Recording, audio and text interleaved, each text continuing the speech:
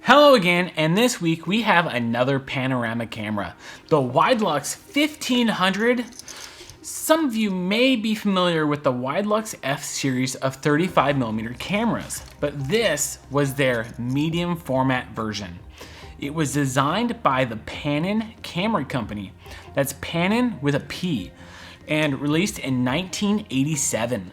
The design is very similar to Panon's first 120 format panoramic camera, the Panon 50A, which they released in 1952.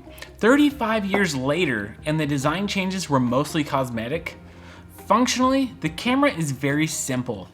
The lens is mounted in a rotating housing and has 3 shutter speeds, 1/8, 1/60th, and 1/250th of a second.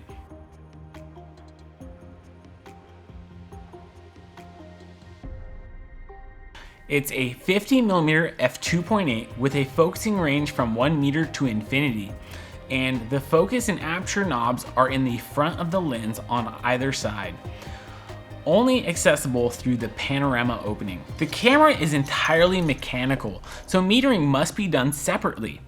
We also recommend using a tripod, because even at 1/250th shutter speed, it produces some recoil. It's also important to remember that all Widelux cameras, you must cock it before changing the shutter speed. Failing to do so will eventually break your camera. Now, as you can see, the 150-degree field of view was a huge selling point for this camera, improving on the 35mm Widelux, which had a 140-degree field of view. A full roll of 120 film only gives you 6 photos, but just like with other medium format panoramic cameras, the negatives are huge. If you're interested in film panorama photography, Widelux is one of the best brands to investigate.